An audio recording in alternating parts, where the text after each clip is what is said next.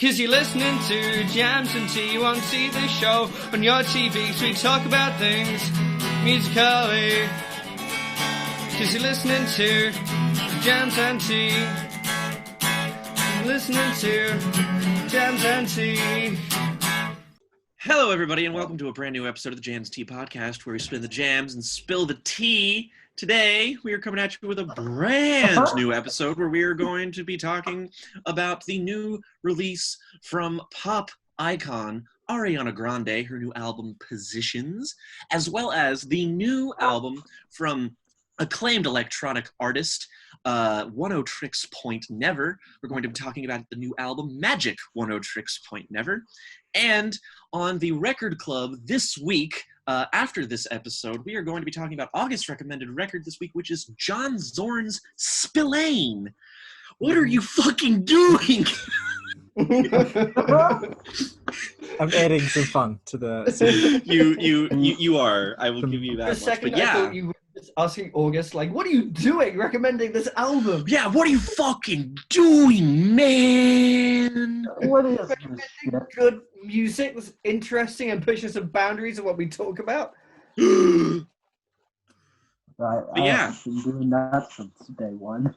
Yeah, we are going to talk about those things as we await and sit through day 427 of the United States presidential election. Hopefully, by the time you're watching this, it's been decided. Yeah. Oh, I've been God. waiting for like what feels like 57 hours for 6 old people to be told how to vote. I've been waiting 12 years of it in Azkaban. Kentucky feels like Azkaban. Anyway, let's start about talking about the records we've been listening to this week. Indeed. Let us do that. Jake, traditionally, you lead us off. Okay, I will lead us off.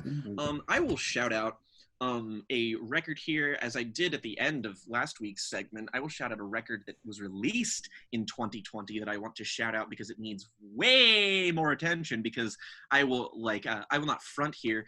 It is the fourth 10 out of 10 I have awarded a 2020 album this year. This is an album that specifically Tyler and August need to listen to, because it's right up your alley.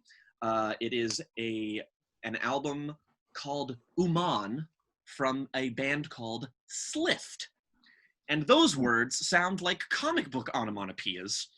And it's like, wow, I wonder why no one's heard of this album that has a name that's a fucking goofy-ass Marvel character from the 1950s or some dumb bullshit. But this album is a weird space rock prog metal fucking opus, a huge over 1 hour long record that encompasses so many sounds and genres. I would like the vocals and just sort of attitude of it remind me if King Gizzard and the Lizard Wizard made a prog metal album. That is exactly what this would sound like.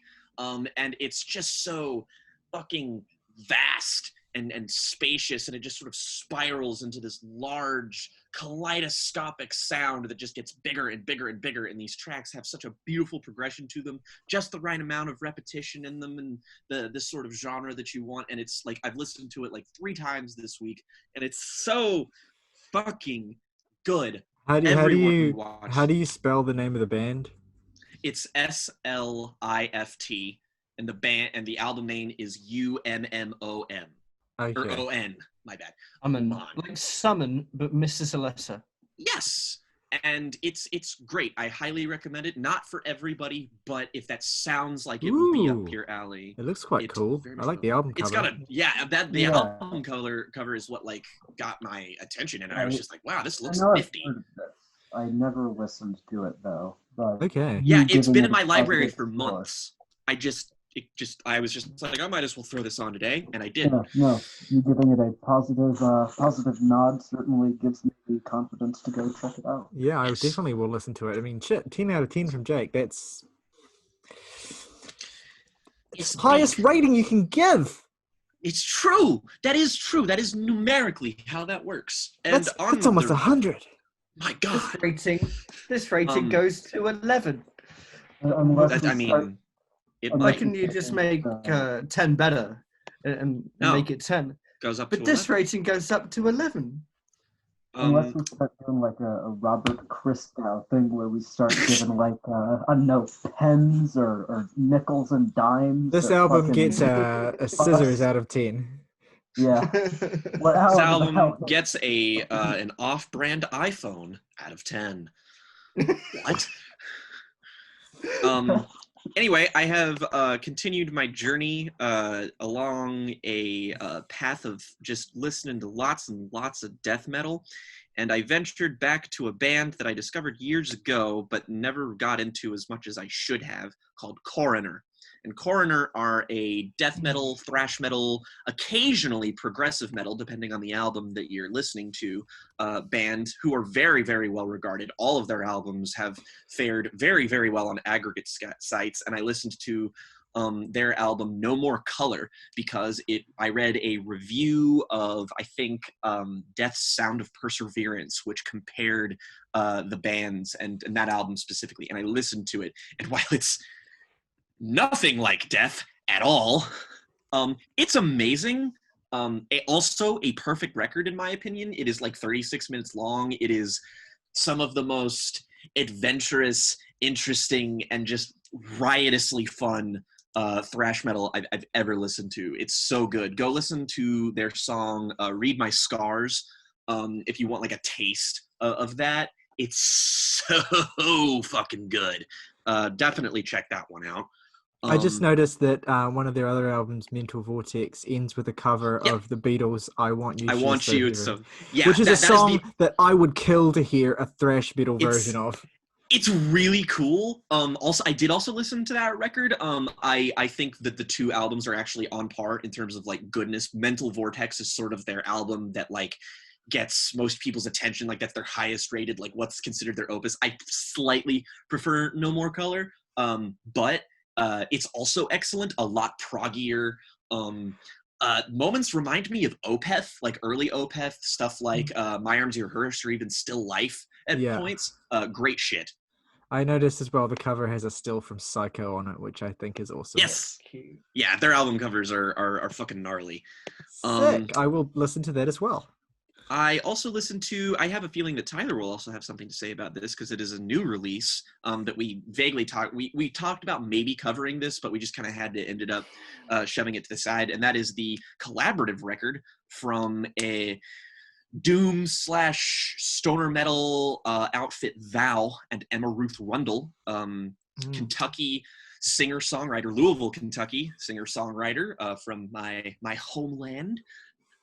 Who deals in lots of sort of often compared, I think, to earlier Chelsea Wolfe stuff. Very comparable here on this record to especially her album His Spun. But they did a collaborative record, and it's amazing. It's really, really, really, really good. It's like 36 minutes long, and that's maybe my only problem with it, is that I want more of it because it's such a good, lush, dense sound. Like if you're just like, I need some good kind of black and doom metal, and you just need that itch scratched. Like Emma has not done like metal shit before, so I was just like, I wonder how this is gonna handle. Like she has her normal, very like, you know, expressive, very powerful vocals, but also she has some incredible blood-curdling screams. I was just like, damn, girl, I did not expect this from you, but well done. Your vocal coach. Thank them for me.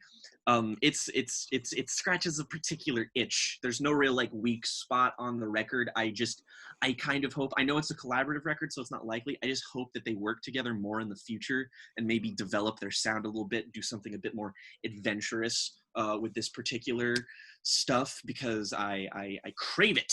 I crave it. It's good. I also listened to, I'll give a shout out to my album of the year for last year, which was Pup's Morbid Stuff. I listened to a lot of punk and metal this week. Wonder why. Yeah, I love Pup. All of their records are fantastic. They actually have a new EP that I need to listen to. I don't know why I haven't gotten to that. But Morbid Stuff, I have the vinyl down there, but I'm too lazy to get it, is one of my favorite punk records ever. Maybe like my favorite, second only to the Menzingers on the Impossible Past. It's just really snotty, angry, fucking irreverent punk music. It's quintessential, and it's awesome, and it's heavy, and it's hard, and it's like lyrically incisive, but it's emotionally poignant. You got songs like Scorpion Hill and City, which are just so like tangibly emotional, and they like get to you, and there's, you know, songs that I just think everybody can relate to. This is like an album for disaffected people in their 20s and if you like punk music. So it got a lot of acclaim when it came out, so I'm sure that lots of people love that.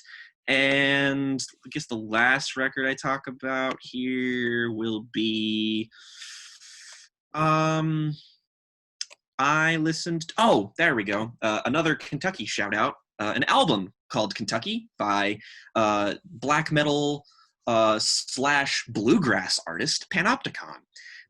His sort of blends that sort of traditional Kentucky bluegrass, sort of Americana and country sound with black metal, of all things. Very kind of zeal and ardor, odd kind of combination. It's great. It's a very political album. It's about a lot of the coal mining industry and how it exploits its workers, and sort of it's kind of a protest album in many ways. There are like actual snippets of audio from town hall protests that are worked into it. And the way that it just sort of blends traditional black metal and bluegrass and combines it to make these really exciting and blood-curdling songs is it's really awesome. I love that record a lot. All of his albums are really, really good. That one might be my favorite so far, but it's great. Check it out if you want something a little different. All right. So I suppose that is now myself, my allocated time. August.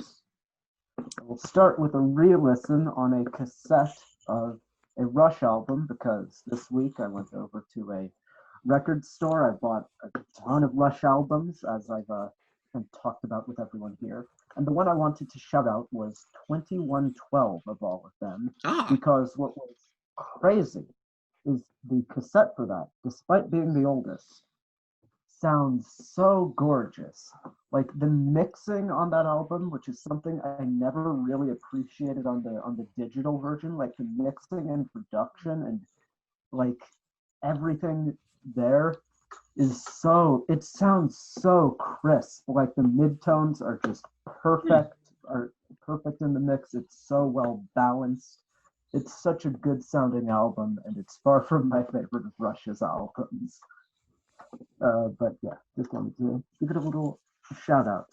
Another thing relevant to today's discussion, an album produced by John Zorn, that being Mike Patton's main project, Mr. Bungle, and the self-titled album, Mr. Bungle.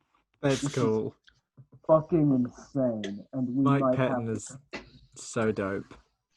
We might have to cover that someday, because it's just insane. Like every song's like 5+ minutes long, and it's like 10 genres in that song, in one song, and you don't like it, like where a song's going, fine, it'll change in like 30 seconds. That's a quality that's going to be brought up today. Yeah, it can go from this is a literal transition that happens here on this album. It goes from a funk metal part into like this circus polka part. And this happens in the span of like 30 seconds. That sounds like I was gonna say Tyler will just be like, no. Mike Patton will pull it off, because that's the kind of shit that he would do in a solo project. It is. Yeah, so who knows, you may see a discussion of that sometime down the pipe. And if not that, we at least need to talk about Faith No More at some point. Like something Mike Patton has to be anything he's involved in. God, such a great guy. Cool. Next, an album from the band I have been tracking for a while. World Is Yours by the band Massive the Fermenting Dregs. They're a Japanese post-hardcore, post-rock group that has a really great sound to their music. Their production is always really great. Their vocalist is incredibly distinctive sounding. I really enjoy what they do. World Is Yours is their second and more popular of their kind of albums. It's only 22 minutes long, so it's debatable, like it's an EP album. I don't really know.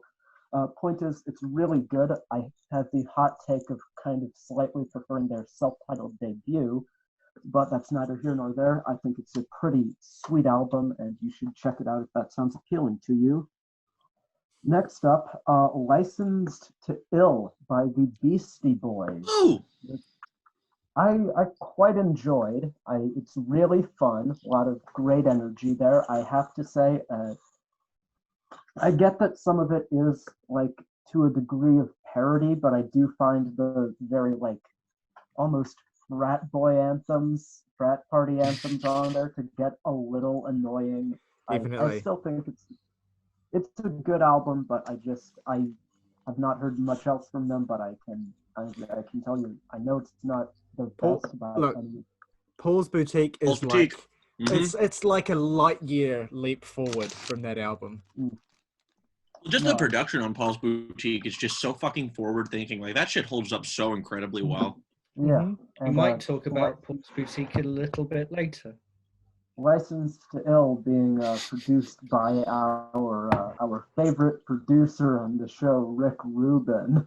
Oh Yeah. God, is it really? Yeah, it's really. Wow. It's like the Rick Rubin sound too. It's like the sampled guitars. It's the classic Rick Rubin sound, and it works on that record. It's an album that almost like veers into rap metal in like 1986, which is just crazy. But I think that's pretty cool. Final album I will talk about, Block Party's A Weekend in the City, which I finally got a chance to listen to. Yeah, I'm curious to be your take on this one. I personally quite loved this album. I think it's not an album that I think is as good as Silent Alarm by any means, but I still think... Yeah, it was never going to be that good, but yeah, the fact you love it. It's never going to be that good. And I think if you take that into mind while listening to it, it's a unique enough album in its own right, and it has it's got like a great opening stretch, great ending stretch, middle's okay. Yeah, I agree. Yeah. It's got maybe my it's not my favorite Block Party song, but like I just really love Waiting for the 718. Like that one's so good. An amazing song. I always throw it on when I feel like listening to Block Party. Yeah. Oh God, and it's got Hunting for Witches before that, which is also really good. Yes. Oh, yeah. Great album, but Silent Alarm. Listen to that first if you wanna. I'm presuming I'm presuming always you're gonna continue to delve into the interesting experimentation of their subsequent records as well. I'm very curious for your take on those. I will have to see how those go. Yeah, we might talk about Block Party one day. Oh yeah, we do. We have them lined up. I forgot about that. Oh, there you go. There's your reason. There's your excuse. Yeah. Shit. All right, Saoirse. Yeah, it's me. Yes. Okay, so outside of podcast listening in general, I listened to 3 new records, but lately I've been craving a lot of albums I really love and own and just want to reconsume a bit. I think it's interesting that when we started doing this podcast, I felt incredibly insecure about my basic knowledge of music, and so I just listened to as much as I could all the time. And now I think I feel a bit more secure, and I'm just like, I'm going to listen to Real Gone for the 11th time. Real Gone was one of the albums I listened to this week. I also finished going through the whole of the Twilight Sad's discography. So that would have been... That is the next B-Sides episode that will be coming out, by the way. Yes. Speaking of bonus content, in between us recording these things, we dropped The Worst Best of the Mountain Goats that I worked very hard on. It's done very well. It's done really well. Last time we checked, like 130 something views, which is... You got the guy in your DMs who wants to debate you. But well, he commented that I shouldn't have put Goths and Full Force Galesburg so low on the list. I'm just like, if you want Full Force Galesburg to be rated higher, have better album art. There's like effort put into it, please. Or do you make your own video, dude? Yeah, exactly. Yeah. But I was just really surprised and blessed that for not a very famous band, a feature-length video on them has done really well. I feel very blessed. It always amuses me because I've had this as well to a lesser extent with the Oneohtrix video I did. How people like treat, no matter how much you emphasize it's your opinion, people will still treat a video like that like you're trying to make an objective statement, or like you're trying to say this is what you should think, or you know. It's so even funny. when you make it explicitly clear that it is literally just your order of preference. Yeah. Like I don't know how many of you have watched it, but I said in the video that this is just an order of how much an album means to me, and that's it. But I actually, compared to other things I've done online, the feedback I've gotten from the fan base of the Mountain Goats has been probably the best of anything I put out of this kind. Yeah, I mean, on the scale of like quality of internet comments, it's pretty tame. Yeah, and like you look at Reddit and people are just like, this is a really good list and I enjoyed watching it, but I would have put this album there, you know. Fucking and I Reddit. think if Reddit is coming to bat for us as a source of like good positive criticism, then we have reached peak dystopian nightmare. No, but I suppose my point is like I'm very, well, not surprised but happy with the civility of the Mountain Goats fan base. Not like the anime fan base. Yes, I listened to Doolittle this week, which I rather enjoyed. I listened to Untrue by Burial this week, which I really enjoyed. And I listened Bleep Supremacy. Yes. Bleep I listened to Nation. Paul's Boutique by the Beastie Boys, which I really enjoyed. Yeah. Hey ladies! Hey lads! Oh, it's a very good record. I enjoyed it a lot. Yeah. I remember on the last podcast we did, we talked about how the Beastie Boys were putting out much shorter albums than everyone else. I go and look at Paul's Boutique and it's like 53 minutes. I was strapping for this. It was good. I really enjoyed it. With like the sickest fucking medley in the world at the very end. Oh god, it's so good. It's so good. Yeah. Just so much amazing production and flow, and the way that they play off each other. It's like Run the Jewels on crack. Just loved it. Great record. 100 gaps of rap. Yes. Well, I think I'll leave. Boys to rap about. That would be great. All right, so I guess that's me. I don't listen to a massive amount of music this week, but I listened to some things I want to shout out. Where's my list? My fault for not being ready. So I was getting very used to getting up my phone to read off my music board things, which is what I do every week. And it's like, oh fuck, where is it? Oh wait, it went to the internet today. Internet. So yes, I listened to, like Jake, I listened to the Emma Ruth Rundle and Thou collaborative record. Actually, my first record from either of those artists. So that needs to be rectified. But yeah, I thought it was very good. I didn't quite love it as much as Jake did, but I thought it definitely had incredible highlights and just a generally consistent atmosphere that I kind of quite enjoyed spending time in. The first track and the closing track especially were just like closing 8-minute track. Fucking yeah, rules. That was the one. That was great. I spent a lot of time this week re-listening to a childhood favorite, thanks to Morgan's reminding me that it exists, the self-titled Third Eye Blind album, which is just one of the best albums of the fucking 90s. Like, it's so good. It's not even just that, like, it's good, it's that it's just, like, consistently amazing for, like, 13 tracks. It's like, yeah, amazing album. I cannot. And I think we do have it set up for a record club. Yeah, the 18th of December. So that's fine. I'll leave more. I won't talk on it anymore. The Scooby-Doo soundtrack. Yes. Yeah. Exactly. I also re-listened to Jimmy Eat World's Futures, which I did as well. has just overtaken Clarity as my favorite Jimmy Eat World album. Yeah. I just adore it. Every time I listen to Futures, I like it more. Like, I used to think it was like an album that was quite good with really amazing highlights, but now I just like think that it's really amazing the whole way through. It's maybe the best Jimmy Eat World song. It's growing on me like in a very similar way to like how Deftones' Koino Yokan grew on me. Like, where I'm just like, I can see that. It's definitely their equivalent of that album anyway in their career. And it's pretty fucking amazing. Yep. But I'll shout out one more record that stood head and shoulders above everything else I've heard. Honestly, let me just check. Almost everything else I've heard in the past few months.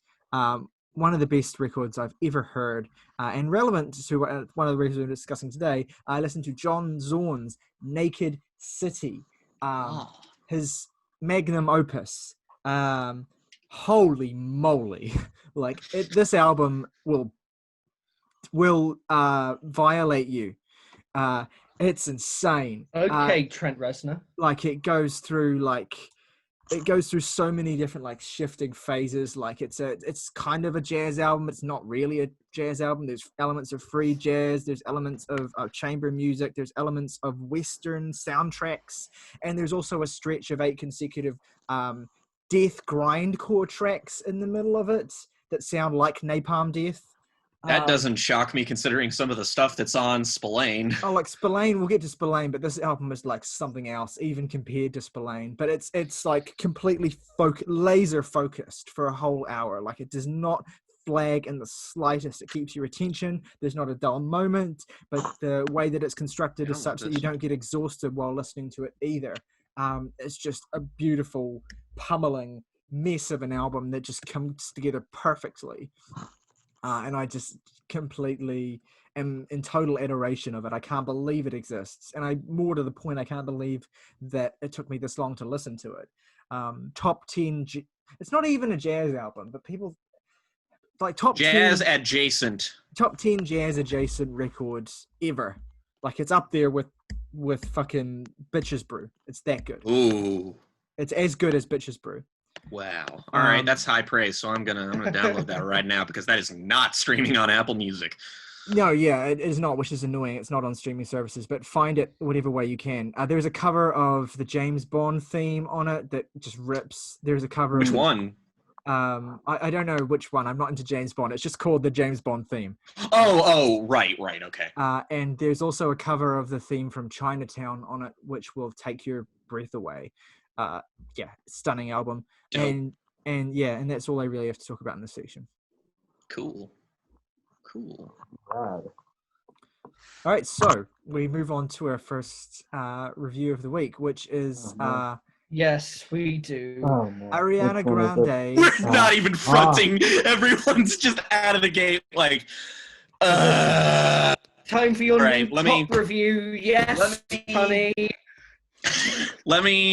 Okay, I guess I'm probably unfortunately, I'm the biggest Ariana Grande fan in this podcast, which I don't know what that says about me. I would kick a lesser person off this podcast, so I hope that stands as a testament to how much I fucking like you. I'm glad. Okay, so Ariana Grande, former Nickelodeon star turned pop idol, who has sort of emerged from that sort of vague, swampy mess of wannabe pop idols in the mid-2010s, where everybody was just like, who's gonna be the next this person? And it was like 80 people. It wasn't any of them. And now Ariana Grande's like, I'm still charting, so I guess it's me. And like 11 of them were ex-child stars. Yes, all of them. And so Ariana Grande has sort of come out, and like she more so came into like her real success on her album Sweetener, which did really, really, really well. It also did fairly well with critics. But then she released Thank You Next, which is an album that converted many people, myself included, over to her music as being sort of a kind of just an emblematic of where pop was in the late 2010s, just these very like pillowy, spacious, sensual songs, but also for the first time she gets really in-depth and personal. She sort of took that like angle on Sweetener a little bit, and then it became a little bit more autobiographical in places, most notably in the title track, which is where she upfront mentions her ex-boyfriend Mac Miller. Well, the thing about Thank You Next, the album, was that like the whole thing was she had like a really horrible year. And the Manchester concert where the bomb went off. The Manchester concert, Mac Miller dying, just like a terrible year. And so Thank You Next was kind of like the musical sort of embodiment of that. It's a very sad record. And I guess with Positions, she's kind of trying to clear the slate a little bit. And this is like go back to her like sort of Dangerous Woman era kind of shit. Because I mean, like, she collaborated with The Weeknd on that, and she collaborates with The Weeknd here again. And now we have Positions, which just sort of kind of came out of nowhere and dropped, and now it's here. It is an album. Is there anybody who wants to start? I'd be happy to leap into this. Sure, please go ahead, Tyler. I've listened to every Ariana Grande record except for her first one. I think yours truly. That's me as well. I listened to everything since My Everything. And actually, my favorite Ariana Grande record is probably Dangerous Woman. I think that was a real moment. That was, to me, it wasn't Sweetener. It was that record was the moment where she kind of stepped out. It's an inconsistent record, but that one was the moment where she really kind of stepped out as, you know, a pop force to be reckoned with. Yes. And that record also has her best song to date on it, which is Into You, which is just one of the best pop songs of the 2010s. And then Sweetener came along, and that was very good too. Her albums kind of had this thing where there are these really great highlights, but also kind of just they're a bit baggy. Thank You Next was like a really consistent record until you get to the final stretch and you have Seven Rings and Break Up With Your Girlfriend, both of which suck ass. And so it's curious. It's curious just in terms of narrative where Ariana would go next, and an album like Positions makes sense. Because, you know, you go back to a song like Love Me Harder, and she's always had kind of like this fascination with taking her Disney image and her image of this kind of like curated teen pop star talent, and kind of, you know, pushing at the edges of it, trying to kind of like demonstrate a little bit more. The weird thing is that, well, I mean, on Love Me Harder, I don't know if you're going to argue with me here, but she does it pretty well on that song, she does. Which makes this album a bit of a mystery because she tries to do it again and never does. What are the general reviews like for this record? I haven't checked. They're mixed. Okay. They're mixed. Mid. So I'll look, Look, it's very clear if you're watching this so far that we don't think very highly of this record, but I'd like to try and really get to the bottom of why it doesn't work. And it's not just because, you know, Ariana tries to make a sexy record and you know, she doesn't know how to do it necessarily. Like she has been sexy. Yeah, exactly. She has been sexy and she has a lot of sex appeal and she knows how to channel that. She has done that pretty well in the past. The issue with Positions is that it's just not a record that feels like it's had very much work put into it at all. It feels very undercooked. It feels sloppy. It feels unconvincing. That could be like August? A Midwest Emo album cover. August Red Panther. Yeah. So.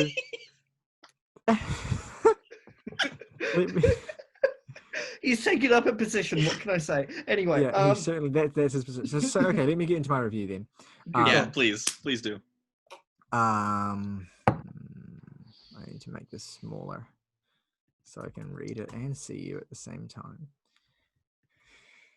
So one thing that's immediately noticeable about Positions is that Ariana does incorporate strings more prominently on this record. But they feel weirdly unfixed and unlike they don't have much to complement, which is really the whole thing that they seem to be there doing.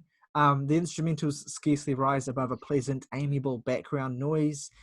Even Ari's request that her partner fuck me till the daylight on 34 plus 35 sound unfortunately lifeless. and she hangs in a breathier register in a lot of places that just does not allow her to show off what her voice can do. She does provide some nice colorful harmonies on this track, so it's not lost completely. But I mean, I hate to say this, her voice sounds tired here. I don't want to hypothesize about why that might be. Perhaps the lack of, live performances under quarantine has meant that she hasn't, been keeping her voice as, active as maybe she was before. But really, there are very few kind of vocally show-stopping moments on this record that are just a fixture of her other stuff. We also don't need her pointing out at the end of the song. That, God, fucking hell! It means get it, Ariana. Yeah, My God, she does the math for us. Math class. No. If I wanted to go 69 with you, no shit. If I wanted math class, Ariana, I would go back to school. So she already called the album Positions and named a song 35. Yeah. I have 2 A levels in maths. I don't need this bullshit. Yeah. Well, look, I don't have any objection to the album title. I think it's actually quite a clever and funny title. No. Because I'm objecting to the over-explanation of it. Sure.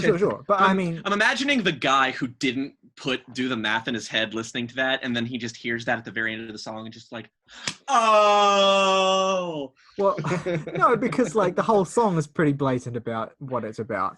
But yeah. That's what makes the end of the song even more egregious. Ari works an instrumental that vaguely resembles minimal house music on the song Motive, but then the trap beat that she lays on top of the song clashes with that house beat in a really ugly way. A lot of it just doesn't sound good. Like the trap beat itself sounds bad. A lot of the time, that track Motive feels like a pale imitation of what Jessie Ware was doing on her album this year. Much better, in my opinion. And also Doja Cat's feature on the song is basically just steals it. Weak. Hey, it's not a great feature, but it's better than what Ariana's doing on the track. Well, Ariana's trying to be Doja Cat on this album and failing spectacularly. That's an astute point. In many ways, the way that she pushes boldly into more explicit territory on tracks like Just Like Magic is understandable and a smart move. It grabs your attention, and in many senses, that attention-grabbing quality of the explicit lyricism is really the only thing that keeps this from falling into the background completely the entire time. Employing The Weeknd on Off the Table is a predictable choice for a record like this, and definitely obviously trying to call back to the previous collaborations with him. It's a smart one. He frankly outsings her on the song and delivers much more character he delivers more character, but it's also like he's clearly not putting a lot of effort into the song either. So it's just like him at his like mid-tier is still comfortably better than what she's doing in this record, which is really sad. Probably because he did this album better 8 months ago. Yeah, I mean, his whole career is doing this album better. Yes, exactly. I mean, I still think that it's one of the better tracks on the record, and it's my favorite track on the record. Reach some nice high notes towards the end of the track, which I do enjoy. Ari intoning that she's very delicious on 6:30.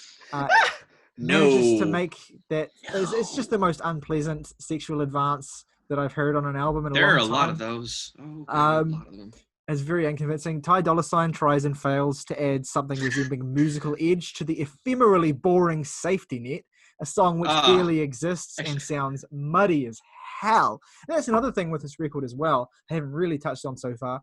With Ariana's presumed budget, there is absolutely no reason that a record which is clearly attempting to sound sultry, seductive, bass-heavy, and with a dash of soul influence should be produced and mixed so glaringly poorly. It's just a real disgrace, and it makes it uncomfortable to listen to. Just because you said this in the way that you did, I want to point out that my notes for Safety Net are nothing but the amazing disappearing song vanishes before your very ears. Yeah, that's it. Exactly, completely. The ultra falsetto that Ari employs towards the end of the otherwise serviceable and vaguely tropical My Hair sounds fucking demonic, and I don't think she intended it to. It's really scary. That little, you know what I mean, right? At the end of that song, yes, that voice that she does, that really high pitched shit she does. It's just, I remember just because the whole song is a fucking snore, and then all of a sudden I was just sitting there like, it sounds. I don't. Just a reference I have to throw out here. It sounds like what Charlie XCX does with her voice at the end of the song. On Pop 2, which song was it? Lucky, except Charlie used effects to make that sound genuinely haunting, and that was a sad song. Whereas Ari's trying to simulate the fact that she's like in orgasmic pleasure, and she just sounds pained. No. Yeah. I mean, honestly, the whole album feels like a psyop intended to make sex seem as unattractive and dull as possible. Yeah. The tracks have demo-like qualities at times. They frequently just fade out randomly and abruptly, as though Ariana couldn't be bothered finishing them. She more often than not sounds dull and passionless, even on the attempts at making raunchier sex anthems like Nasty, which is a song that just invites ridicule right from its title. No. Very bad, very, very bad. No. And this is the thing, like, if you're gonna make an album that's this much about sex, you need to sound like, you've had it. Yep. And or at least sound like you care about having it. Yeah. That and you want to have it. The thing is, I believe, because this is like Ariana's record, she's in love. I forget who her boyfriend is at the moment, someone famous, but she's in love, and this is clearly her trying to like show that she's got a freaky side. What's that one line she has? Actually, never mind. I'll get to it in a minute because I've just realized I have notes on it. But yeah, I do think for all the shit I've thrown at this record, there are a couple of good songs towards the end of it. I enjoy, and I'm specifically referring to the couplet of Love Language in the title track. Love Language has the strongest, I think, incorporation of strings on the record. Really the only incorporation of strings that I like.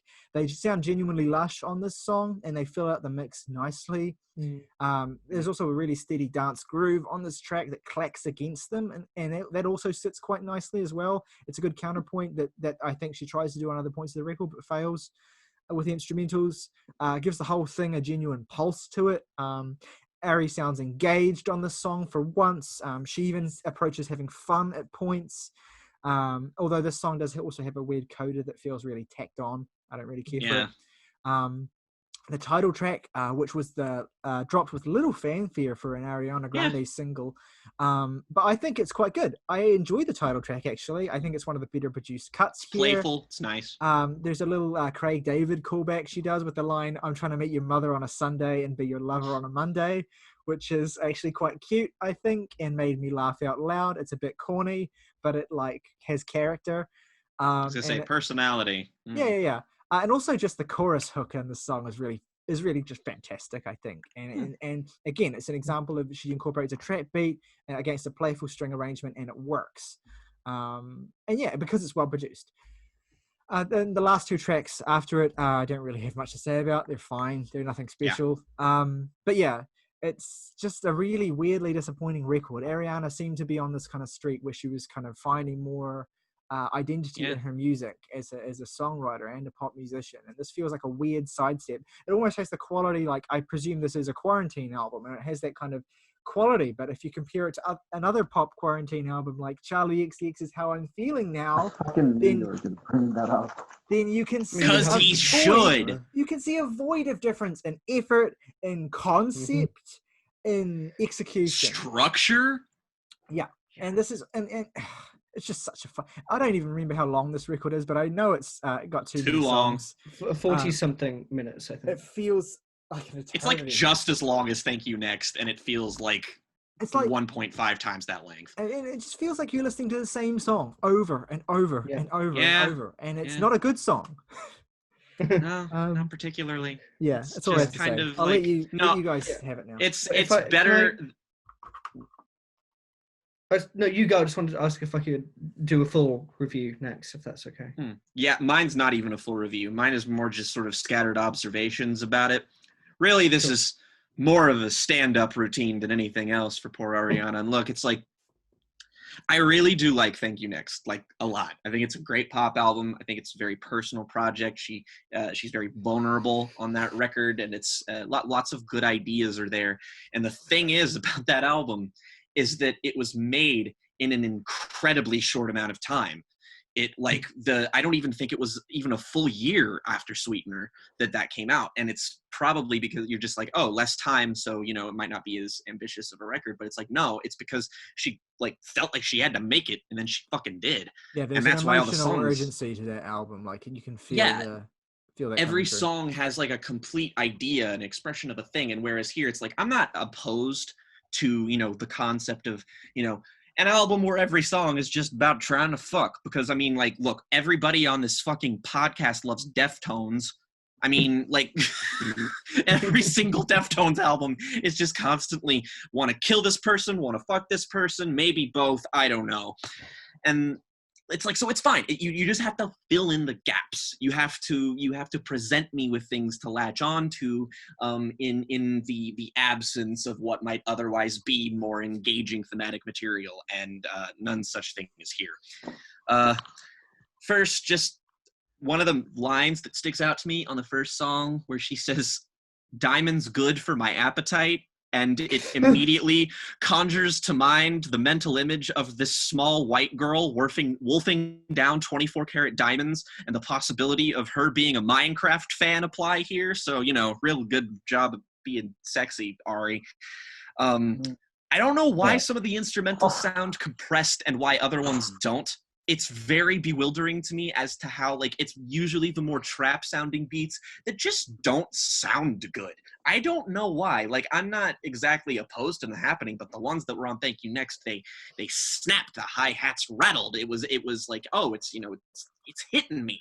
And they don't here. They sound like they're behind a wall, and I don't really understand why.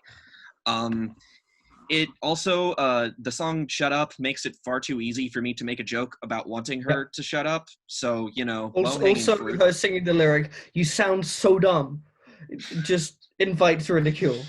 Yeah, it's just like, I can't even, you made the joke for me.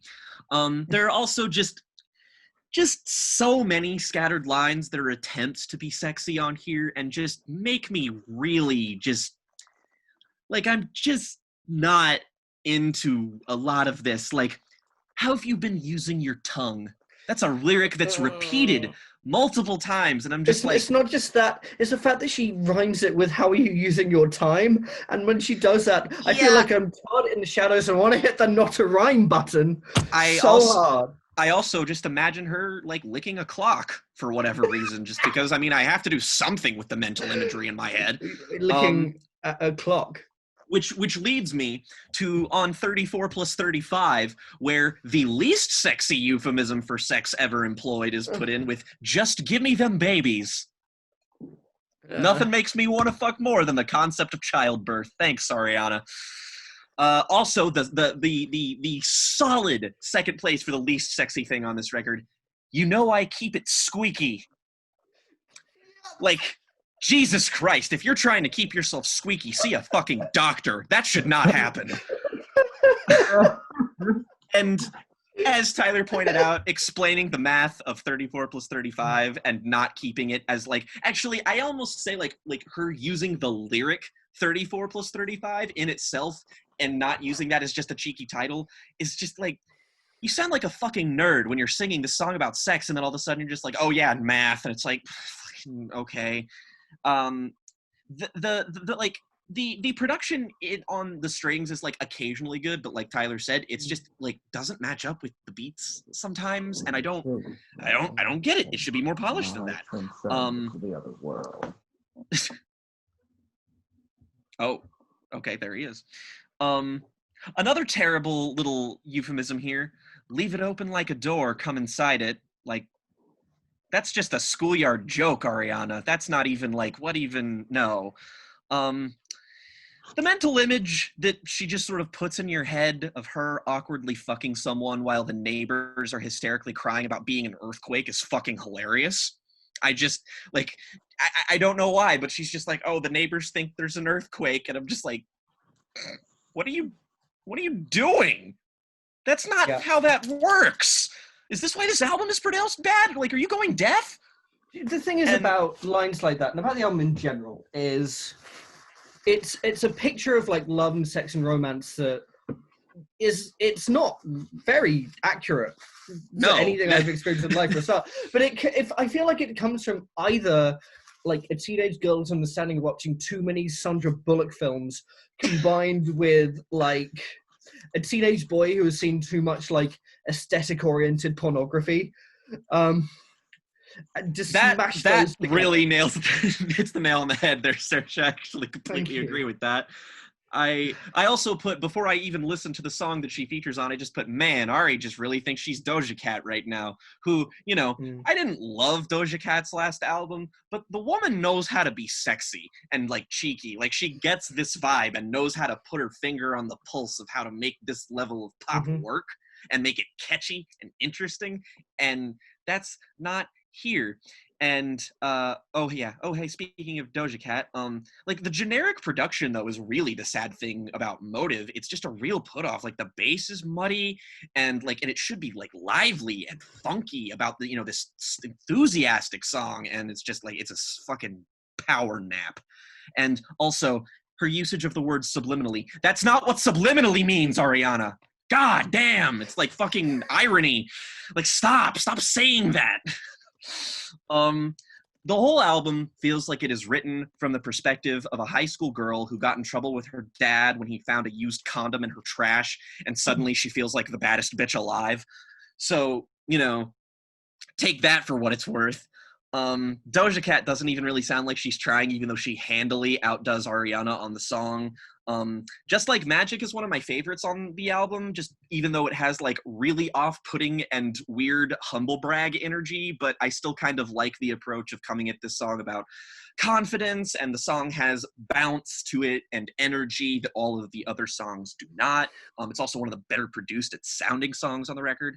Off the Table, I think it's a good song. The Weeknd does a very, very good job, a much better job than she does. Spacious production, and there are points where I am reminded of Thank You Next, where it becomes lyrically quite relatable, where you are just sort of, you're at this other person's beck and call and just sort of like responding to them in a very unhealthy way, but like more sexually. And like, if they were trying to come at this idea of sexuality from a bit more of a multifaceted perspective, this song would fit in great on an album that, like, you know, did that. Yeah, you know, I'm very delicious. Yeah, that immediately, that line from the song that follows it just kind of kills the goodwill, so thanks for that. 6:30, obnoxious and boring. I have nothing to say about this song other than the repetition just makes me want to bash my head into the wall. Yeah, Safety Net. Dust. Nothing. Fucking tumbleweeds go by. Yeah. My Hair. Has Ari perhaps been listening to a bit of Channel Orange era Frank Ocean lately? Because boy howdy, it sure does sound like it, except, you know, doesn't sound good. And, you know, there's just like nasty. This song is basically just Love Me Harder light. And, you know, but more importantly, it just like, it featured Ariana talking about sex like somebody who's had it. And here, this is like a parody. And it sounds like she's written or not written, but read a book about sexual intercourse, or like a manual, and or like that she's a Mormon who's discovered the word pussy occasionally. Like, this is what this sounds like. And then immediately after this song, the album just becomes like better in my opinion, but like also kind of tepid and just mostly uninteresting. Like, there's the best stretch of songs like before the last two you kind of have, but other than that, again, tumbleweed. It's just like, these are airy, you can fucking poke a hole in the production of these and it just fucking flattens. It's just, I've actually heard our friend Cole, who is a connoisseur of pop music and of Ariana's, posted that there is a rumor going around right now that Positions is sort of a lesser side album, and she's going to release a more like canonical entry in her discography next year that I don't know. Again, this is like a rumor, but it would make a lot of sense if that was what happened. Do you know what that sounds like to me? It sounds like when the last episode of Sherlock was Sherlock. terrible, I was gonna fucking and they did the Apple Tree Yard conspiracy. Yes. They couldn't believe it was that bad. You and I both watched that video by Sarah Zeed this week, didn't we? No, I watched. It was on the H Bomber guy. Yeah, I was gonna say, is it the H-bomb video? Yeah, that would be good. That as well, but like, it's still, if that was confirmed to be true, which I think is a lot more likely than the fucking Apple Tree Yard shit, but like, if this considering came out Apple and it was Tree Yard's a book that exists that was made into a show. Yes, but what I'm saying is, if next year it's like, oh, Ariana releases another album and like this is the one that she's been working on, whereas Positioned was just like sort of a thing that she made in quarantine, that would make a lot of sense because that's what it feels like. The biggest reason I think that's likely to be true is just the lack of promotion that she's put into this record. One single, and that just does not track. People talked about it the night it dropped, and then never. That does not track with her other records, so that would not surprise me. No. But obviously, it doesn't change the fact that this is garbage. Yeah. And not even like the good garbage that made music in the 90s. Like, she could have incorporated some of the best ideas here, like Love Language and Position. She could have incorporated those into the whatever album she's working on. Like, those are good songs. Don't fill it out with bullshit. You know what I mean? Or make it a fucking EP. Do what normal people do when they're got a stopgap in their career and they're working on something bigger, but they have some shit that won't fit and they don't know what to do with it. Just make a fucking EP. Or better yet, non-album singles exist. Just drop the shit. Yes, you don't they need do. to fucking make fucking 40 minutes about this bullshit about why you're fucking good at giving head and you sound like a fucking child. Oh god, it's so bad whenever she gets like really explicit, because it's just like, why do I get the feeling that during the year of our Lord 2020 in quarantine that this podcast has collectively had more sex than this pop idol? I shouldn't get that feeling. It's bad. Don't do that. The reason why so many people fail to connect with Ariana Grande is that she doesn't put off personality in the same way that a lot of other pop stars of her ilk do. She's very much kind of all about, the vocal chops and she's about technical talent. Yeah, exactly. She doesn't really have much of a persona, and that's clearly her choice. The Jack White of pop. Well, I mean, Jack White had a virtuosic. Yeah, I guess Jack White's virtuosic guitar talent. No, not Jack White. John Mayer. Yeah, that might be more fitting. Oh fuck. Yeah, I mean, I hate to say this. I didn't want to be the one to say this, but I would just love for her to work with Max Martin again, because he knows what to do with her, production wise. No, and he would not be having her on this fucking hypnagogic bullshit. That's a good word. What the album feels like. Yeah. Do you have anything else to say, Jack Thinny? Oh no, I just think that like if this album was likely to win over fucking anybody on this podcast, it was me, and it decidedly did not. Yeah, this album made me want to. This is a pop album that made me want to dance and have sex less than the Jessie Ware album. Look, the biggest problem with this record is that not even Ariana Grande fans are going to have sex to it, which is its purpose. No. And the reason why Ariana Grande fans are not going to have sex to it is because they're fucking 15. Yeah, I was about to say that. And if they do, it's going to be as awkward and bad as this album implies. Yeah. But in a way, like, oh god. Okay, so where do I begin? I sometimes feel bad talking about pop albums on this podcast, because like I don't think I've ever given a positive review to a pop album so far. We haven't talked about that many, to be fair, Sergio. I wouldn't feel bad. And I like pop records. I do. But this album tired pop records, Wired sub-pop records. Yeah. Yeah. Yep. Yeah. So as she holds Kate Bush cradling. Yeah, the first time I'm like the Chandler meme. of the record. Yeah. The first time I knew this record was existing was when I saw someone tweeting about like wine mums who drive white kids to soccer being upset that Ariana was releasing a horny album because think of the children. Think of the children. And I kind of reject that out of hand because as long as Ariana is following her muse, have at. I just wish I could say I thought she succeeded. Yeah. And part of the reason I wanted to go before is because we haven't really gotten into my least favorite song on the record, and the reason I hate it has nothing to do with sex. We will get onto that. Really, Ariana sings about sex like with the least passion I've ever heard anyone sing about sex. And I suppose I should say at the beginning that I don't care for Ariana's music in general. I think she's very talented, but every time I hear a song of hers, it just washes off me. I feel like I'm listening to very pleasant sounds. Listen listen to Into You, like actually listen to it with headphones on, because that song will blow you away.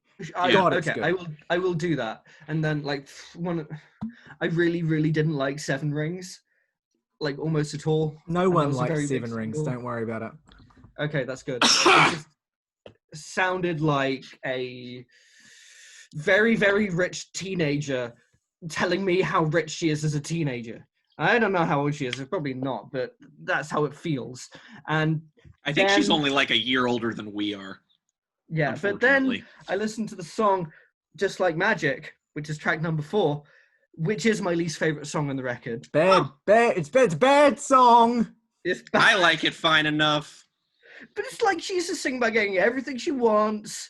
Like it's just like, good for you, you bougie weirdo. Like I'm sure you're loaded. That I understand. Good counterpoint to this. To this notion of her as this kind of like making music about being this kind of like spoiled bougie kind of like. I didn't think she was, but I went in hating Seven Rings for that reason. No. What I mean is, like this song's doing a similar thing. What I mean is a counterpoint to those songs which are indisputably give off that vibe, and I completely agree. Is a song like Imagine on Thank You Next. Yes. Thank you. Which is a kind of clever subversion of the fucking Seven Rings on the same album. That's why that album frustrates me, because I love so much of it, but yet Seven Rings is like this weird contradictory thing that kind of undoes so much of what she's already done with it. The thing that when I really knew I hated that song was when she sings about losing friends left and right, and I'm like, well, of course you will if you behave like this. Like if you went up to me and you were just like, yes, I have perfect everything because I get what I want because I'm rich and talented and young, I would never speak to you again. Anyway, there are other songs on the record that are bad, but I wanted to get that off my chest. I have nice things to say about the record in places. I like the leaning into strings quite a lot. I think occasionally the texture of the strings is really beautiful and sort of luscious and interesting. And I think the features, except for Ty Dolla $ign, who I find immeasurably boring with everything he's done, I think are way more compelling than almost anything else on the record. I think Doja Cat introduces a personality and a new vocal texture that the album is lacking, in part because I think this album, it treats Ariana's vocals awfully.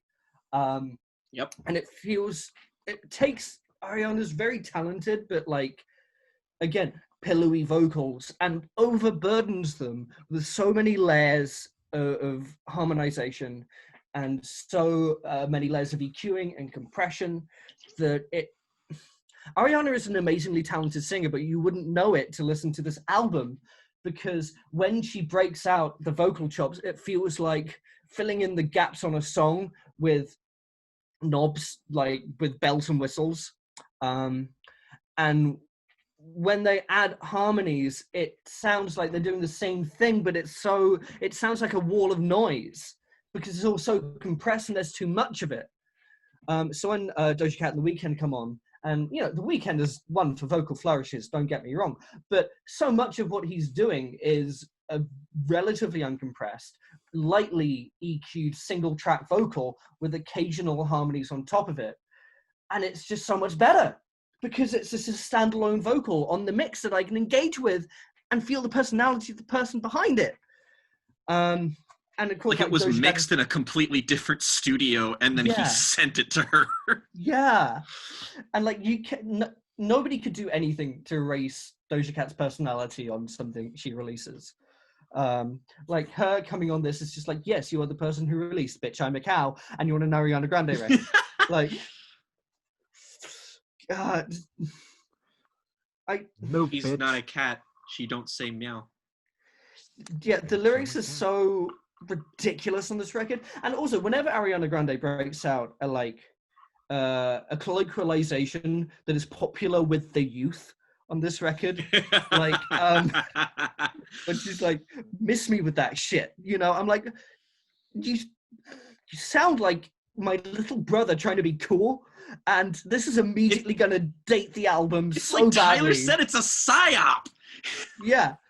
It's just, I can't believe those lyrics are written today, because all of them feel like Vine memes, and Vine was dead.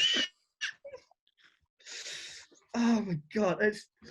Whenever, again, I feel like my image of Ariana in my head going into this, it couldn't have helped, but it couldn't have affected it too much, because it just played into the image of this person that I know from Nickelodeon. They hear singing about being horny, and I'm like, I think of you as a child, but you're singing about it like you're a child, and it's not helping.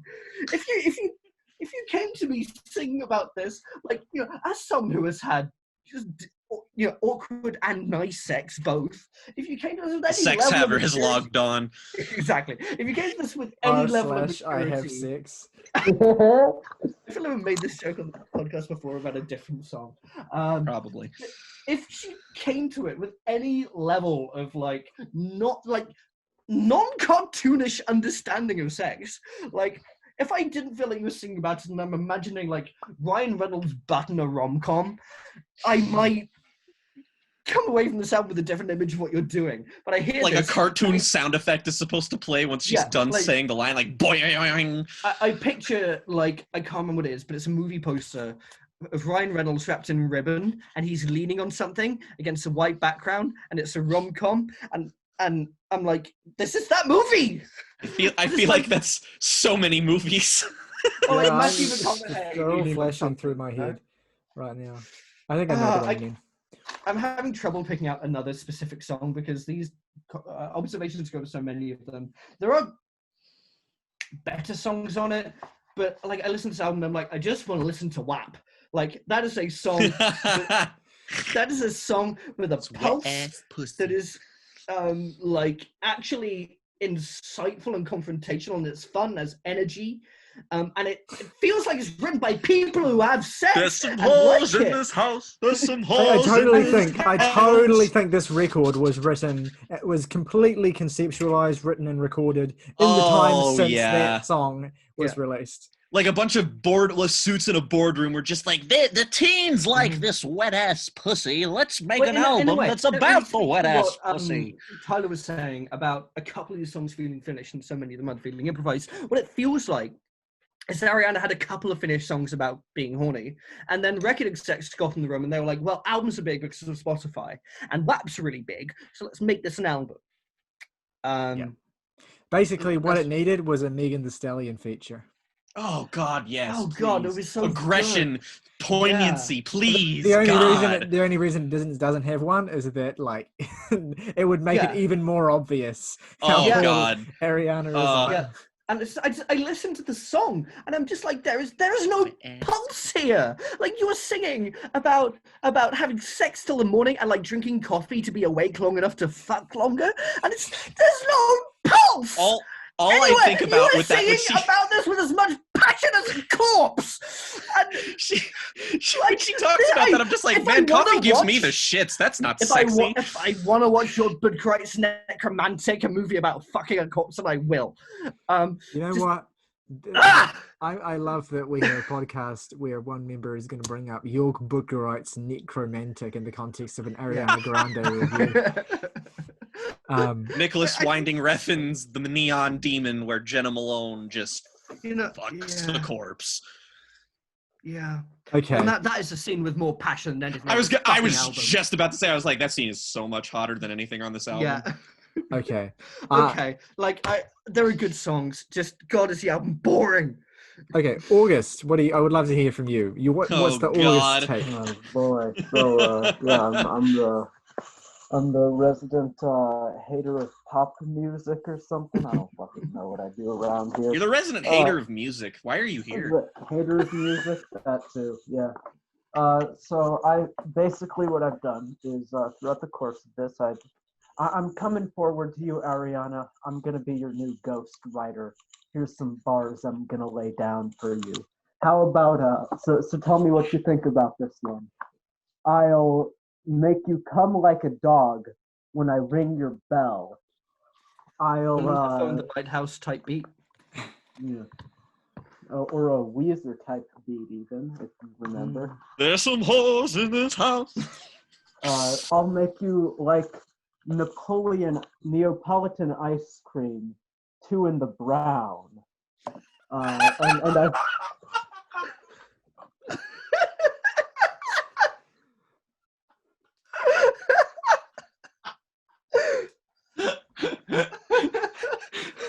And don't worry, I've got one more that I'm gonna make up off the top of my head. Yeah, let's see. Freestyling. Fucking. I'll be alternate history. Fucking. I don't know. You're gonna fly in between the towers this time. Awfully hot coffee pot. Fucking no. This is.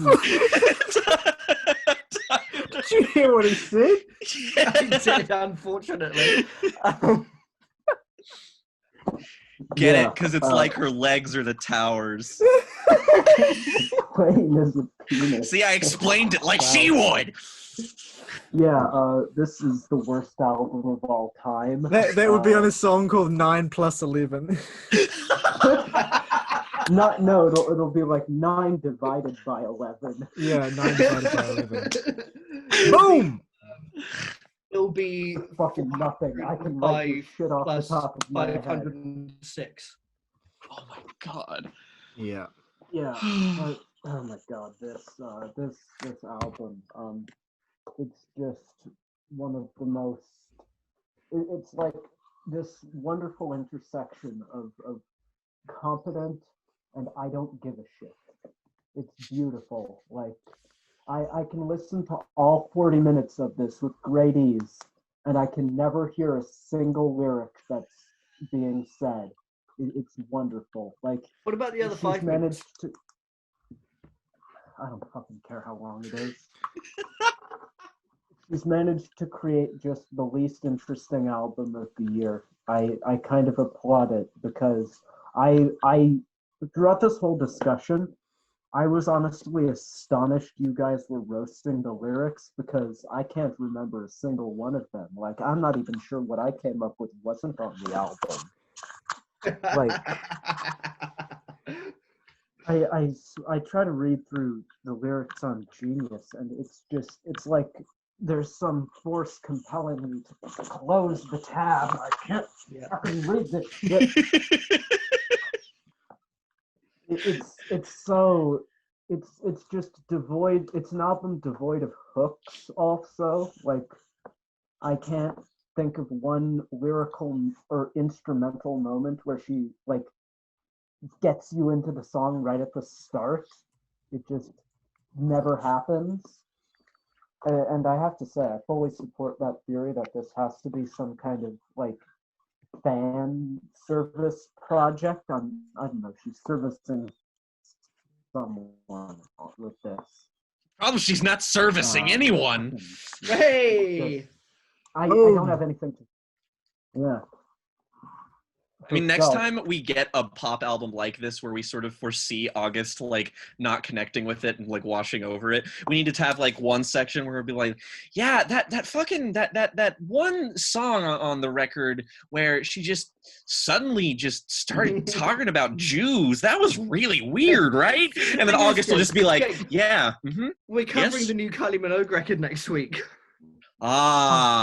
Perfect. That will definitely be better than this, at least. No, yeah, it will. You guys are gonna have to. Yeah, I don't know. It's just. Look, I obviously don't have an objection to songs about sex. I like Deftones a lot, and Around the Fur being like one of my favorites of theirs.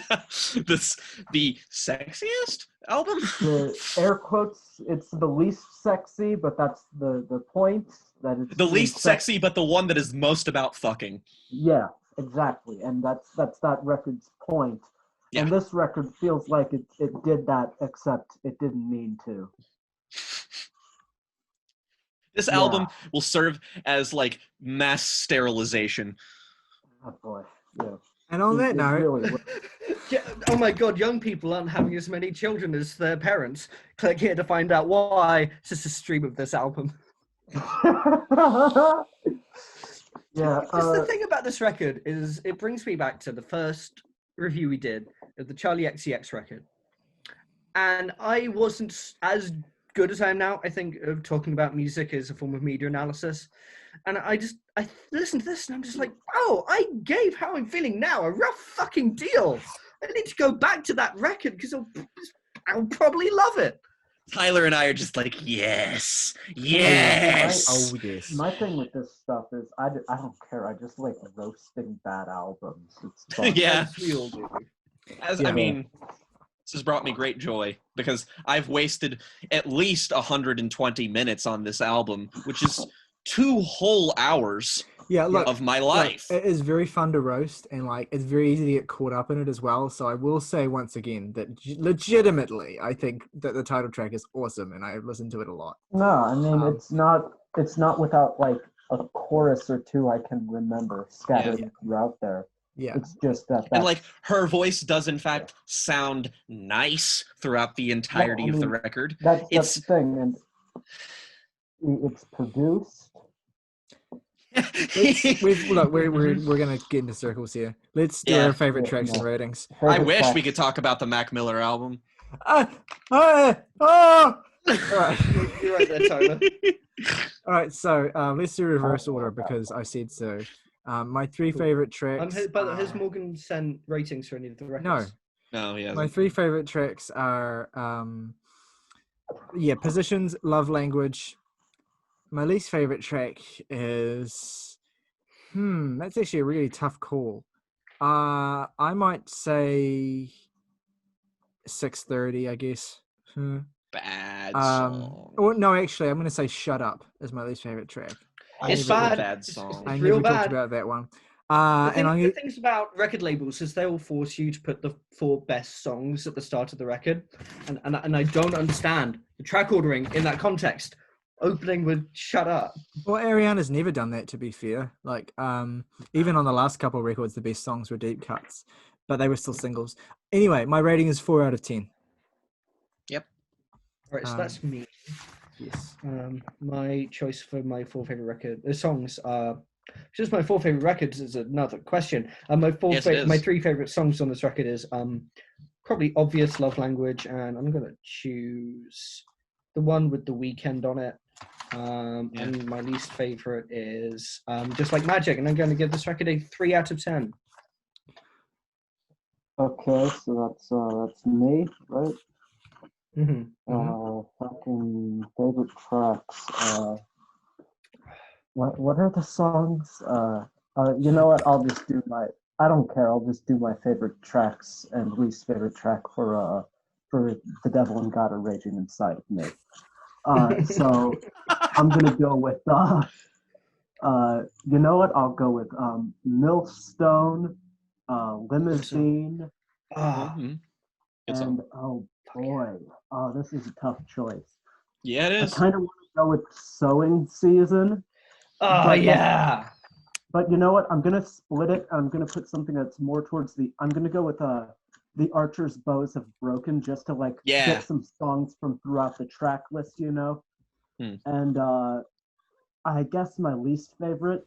Oh boy, that's another tough one. Maybe just You see, I want to say Welcome to Bangkok because it's like just an instrumental, but it's really good still. Yeah. So yeah, it is. I don't know, maybe that that Untitled one, which I don't remember a lot about. Oh boy, what is it? It is Untitled. It is, yeah, Untitled. Okay, yeah, then I'll just say that. That one. Untitled one. What's it called? Yeah. It's good. Untainted. You And my have rating. one song different for me for all 4 of those choices. I'm very happy about that. Oh, nice. And yeah, my least favorite and my rating for Positions is a 4 out of 10. Neat.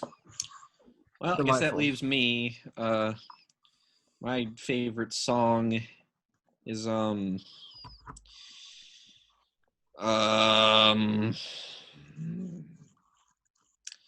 you know, I'm gonna pull an August here because even trying to figure this out is kind of exhausting me. And I'll just say my 3 favorite songs are Say So, Cybersex, and Rules off of Doja Cat's Hot Pink. My least favorite song is probably Safety Net because, I mean, what the fuck even is it? Like, fucking doesn't exist. It's not real. And I also give it a 4 out of 10. Doesn't exist. It doesn't exist. It doesn't That exist. gives it a doesn't 3.8 out of 10 on average. For context, a 4.3 went to Imploding the Mirage by The Killers. Better album. Definitely a better Yeah, album much than better. this. Also, this also is probably worth noting that this got a lower average also than Taylor Swift's Folklore. Well, But that's people on because this Folklore podcast is a liked better it. album. No, I know, but I just remember that being like notoriously I mean, I think Folklore is segment that we, worse, but that's me. I mean, anyway. no, I gave Folklore a positive score. I'm fairly Yeah, Yeah, so did I. as did I. Anyway, let's move on Favorite, like, to our two second percent. record today, which is Yeah. Magic Oneohtrix Point Never. Better Mm. one. Pardon? The better one of the main Yeah. records No. I'm Yeah, talking no about. doubt. I don't know about that, August. Another great 90s band. August, do No you doubt. want to do the intro for this one? Damn it. Because you never Yeah, get to. you know what? I will, because Yeah. so Magic Oneohtrix Point Never is the technically self-titled album from long-standing electronic musician Daniel Lopetan under his name Oneohtrix Point Never, derived from a local radio station, Magic 106.7, and this is his newest full-length LP. It seems to serve as some kind of career summation album using that self-titled nature, which his early records were released under. It dabbles in his kind of progressive electronics, his vaporwave era, which was also done under the name Chuck Persons, and it also dabbles in his more recent indulgences. So we've got a really wide range of styles on this album, and that's kind of the context you need to know going into this record. You can give your. Do you want to give your review first as well? Because you seldom do that. Yeah, I suppose I don't have a ton to say, even though I do think this is quite a. I do, because I have heard, I think, about everything Lopetan has made. A lot of it I haven't heard a ton of times, because I really got into Lopetan back when I was getting into a lot of vaporwave and more ambient, progressive electronic IDM stuff, back when I didn't properly listen to albums. So I think it's fair to say he's a man who is close to my heart. He's made a lot of records I enjoy, and I enjoy this one. I'm not leading up to this sucks. I'm leading up to, I think this is a good effort, but I find it, granted, by design, it is a very inconsistent, all over the place release. I just find myself a bit disengaged at points, is one way to put it. One sec. I'm going to pull up the track list in particular, but this album is divided into kind of 4 parts, kind of suites, as it were, 2 of which are named, the last 2 of which are not. We've got like a long drive suite, which is the first 3 tracks, midday suite, which is tracks 4 through 9, and then we've got the remaining 2.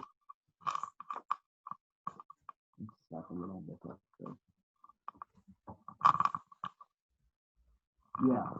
So the album, of course, starts with this.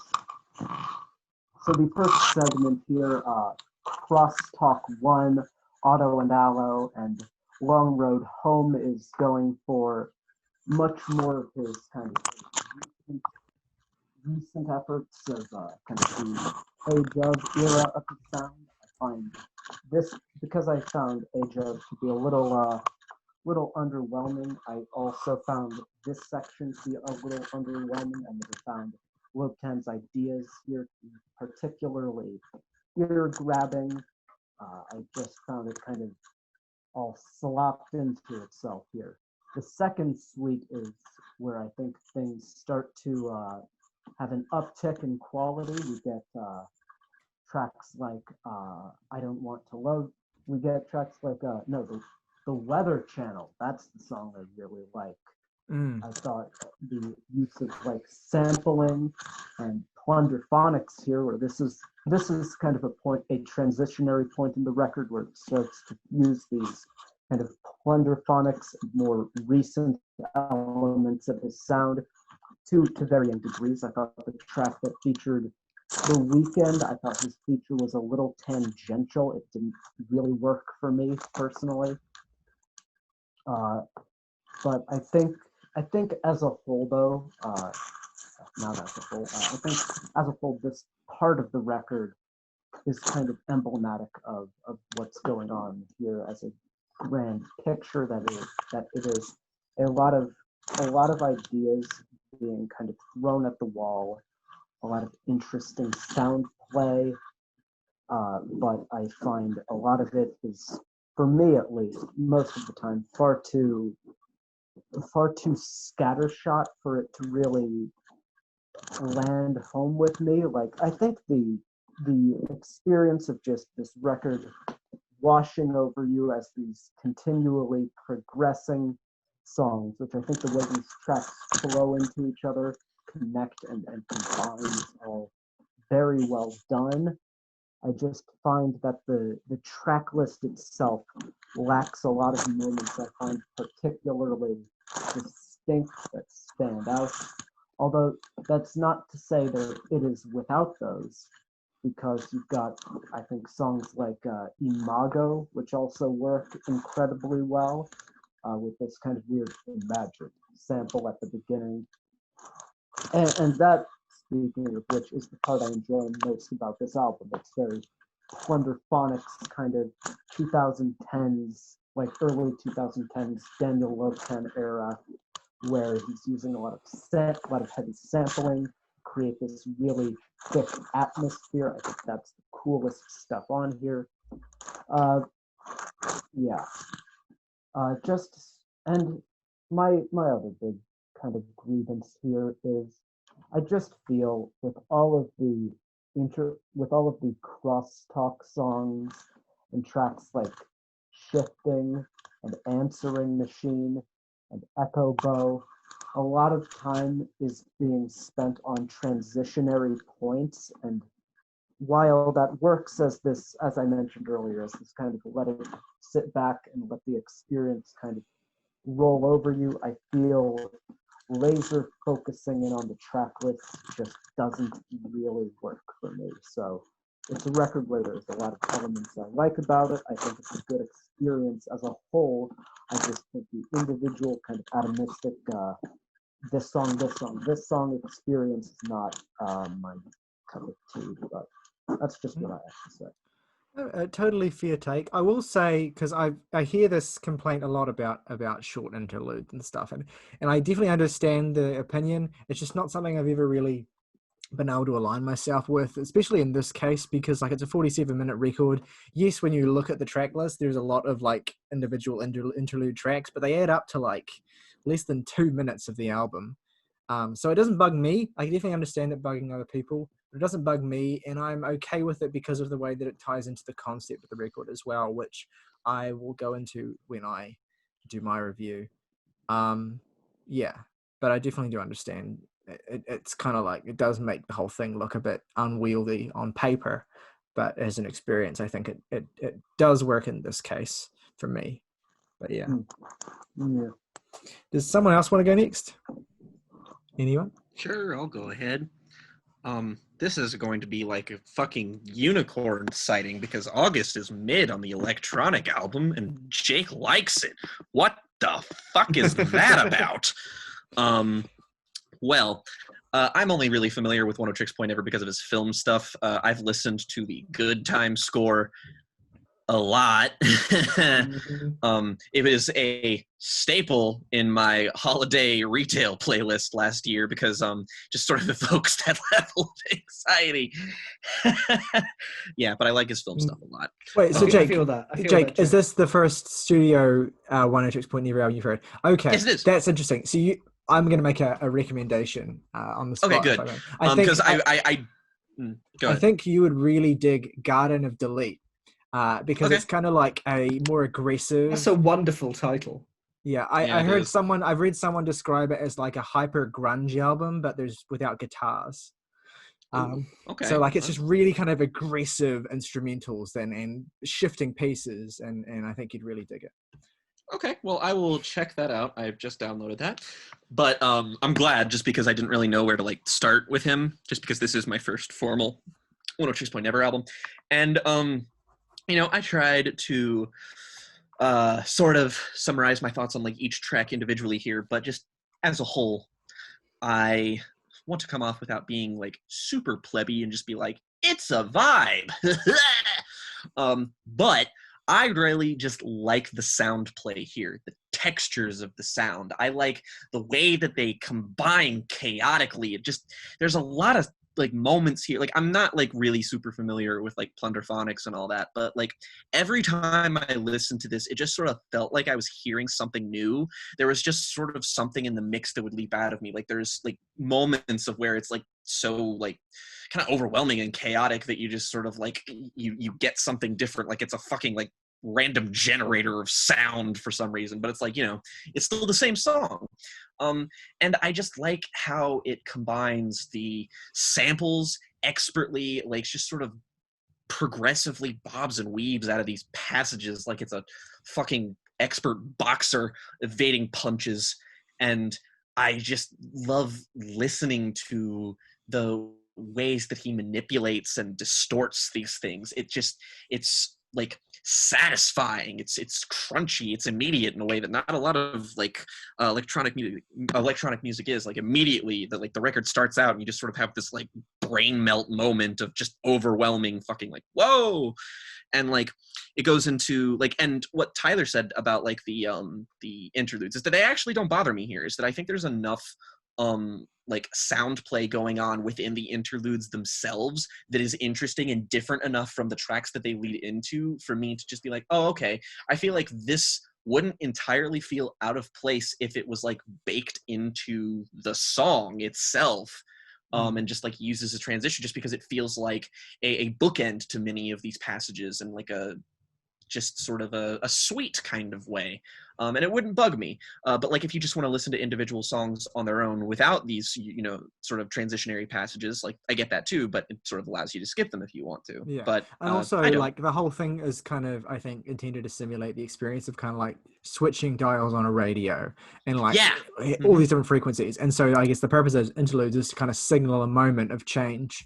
Where you're kind of twisting the dial, and I think that's really cool the way that ties into it. Yeah, there's like a fluidity about this album's progression too that I just really, really like. There's sort of a it feels like you're going through this just really detailed musical metamorphosis. It starts out with Otto and Alo, which is this really shimmering, wondrous, enveloping, fluid track. Just really invokes what the album cover looks like in a lot of ways. Just sort of that like kind of optical illusion kind of shit, like the melty, acidic kind of stuff. This is a very like colorful record. It invokes like this weird feeling of synesthesia with me, where I feel like I can like hear different colors and taste colors, and it's cool. Like there's a distorted electronic passage in the middle that feels really fuzzy and weird, and it feels like you're being led into this bizarre surrealist theme park, and it's just I love that progression. It just feels like this world is opening up to you. And there's sort of a weird theme this week with all the records that we're talking about, and that is the incorporation of strings. to varying degrees of effectiveness. And I love the incorporation of strings on this album. Like anytime they're sampled to flawlessly fit into the mix, like interlocking, cycling, just kind of washing, just used in a very utilitarian kind of way. Really like it. Love the Long Road Home intro. It's got a fucking sick ass beat when it pops in too, just booming, throbbing, ebbing and flowing, and it's addictive. And then there's moments where there's like actual like lyrics to the record. On this next song here, like it's one lyric that stood out to me that just feels kind of emblematic of the whole thing is "Even my dreams kissed in digital gloss," which is just like that's the album right there in one lyric. Dreams kissed in digital gloss. It's got a good edge to it. It sounds like the brightness and shimmeringness of this part specifically in that first suite. It sounds like new age music done purely through electronic sampling. And I just, as somebody who really likes a lot of Devin Townsend's weird side projects where he does like ambient and electronic shit, I really fuck with that. There's like a reluctance and tension in the song, both thematically and lyrically, and that does happen elsewhere on the record, where it sounds like certain samples or certain passages are battling against each other for supremacy in the mix. Feels like the crosstalk too implies this kind of transformation progression, but it's happening purely through the music. You feel that struggle. There's an industrial tinge on "I Don't Love Me Anymore," breakdown that sort of flows in and out of this distortion in different ways that I really, really, really like. Just so satisfying to listen to. There's like a crunchy, compressed filter on the sound at the start of bow echo. It's initially kind of off-putting, and I didn't really care for it, but I really came to appreciate it in the sense that the song sort of sounds like it is continually trying to evolve out of that into something more spacious and clear, because this other sort of wall of sound just keeps like breaking through and keeps being like pushed back down and then rearing its head again and then being pushed back down, and then it like breaks through at the end, and it's really satisfying. It's a musical battle for supremacy, and I love that shit. The Weather Channel, longer track on here, kind of at first reminds me of parts of the Minecraft OST. So that's a thing. But it's obviously deeper. It's more sweeping. It has a little bit more of, dynamic range to it. It's curious and unassuming at the start, but it's very exploratory. At the beginning, it's kind of like listening to like kind of sort of an Autechre-esque image of like listening to a cute little robot trying to communicate with you. And then it breaks into something way more overwhelming, this textured, beautiful wave of sound that feels like sunlight, except, it's music. It's got several passages as it goes along, and it feels like just a hell of a journey to go on. It's really stimulating, just like kind of wakes me up. It's like caffeine. It's pure electricity. No nightmares. Enveloping, fucking beautiful. Love this track. Funnily enough, I didn't know that he featured on this song, but I wrote that it reminds me of the remix track that Oneohtrix Point Never did on the deluxe edition of After Hours. I can't remember which one he remixed, but and I think that song it might be sampled here, or at least something on After Hours. Not sure about that, just because the vocal harmony sounded really similar to something. What? Jake, I'm not sure if you already knew this or not. I feel like you probably did, and I mentioned it earlier on Twitter as well. Is that Daniel produced After Hours to a large extent. Oh, and and spend a lot of time with The Weeknd during when that was being created. And actually, it was quite funny because I was reading an interview. Apparently, The Weeknd like fanboyed when he first met Daniel because he's a huge fan of his music, and said, "If you want me to executive produce any of your stuff, let me know." And so he's the executive producer of this album. Wow. Okay, that explains why I liked this and After Hours in many different ways. Like that's like I still like After Hours is one of my favorite albums this year, and I do think it's like one of the most expertly produced pop albums I've heard in like years. And I love that about it, and I love like that quality is in this album too. Is just the sound is so ethereal but also so tangible. It's like the complete opposite of the Ariana Grande album, where it feels like you can deflate the fucking sound if you put a pin in it and it'll just fucking flatten like a balloon. But No You knew the Nightmares sound wasn't is already flat. Sorry. wow. No Nightmares it's a beautiful song. I love the vocal layering. Love how it stops in the middle and just sort of picks up back afterwards. There's like this really good moment where everything just sort of stops and then picks back up, and I'm a fucking sucker for that shit. Keyboard synths at the end that bring it to a close are just like a musical orgasm. It sounds fucking amazing. Tales from the Trash Stratums, metallic hits. They do be hitting me kind of like the opening track of Confield in a very similar sound play kind of way. I Just get that. weirdly satisfying, that sort of metallicness. And I'm just like, I don't know why I really like listening to this, but it scratches some kind of fucking itch in my head, and I love it. Yeah. It's got these really glitchy effects that come in and sort of disrupt that progression, and it makes my spine tingle. I love that shit. Love the sort of like the progression in the sounds of the waves crashing and like nature at the end. Like it's incorporated really, really well. It doesn't clash for me, melds beautifully. Answering Machine sounds like an alien radio signal trying to make contact with a spaceship. And I mean, that just sort of fits in perfectly with the overall vibe of what this is going for. Imago, admittedly not my favorite song on Nocturnicate, but good nonetheless. Well, hey! I'm surprised the August didn't make that joke. Even the crosstalk interludes work for me because they're really engaging and it's all about texture. That's just sort of the name of the game with this record.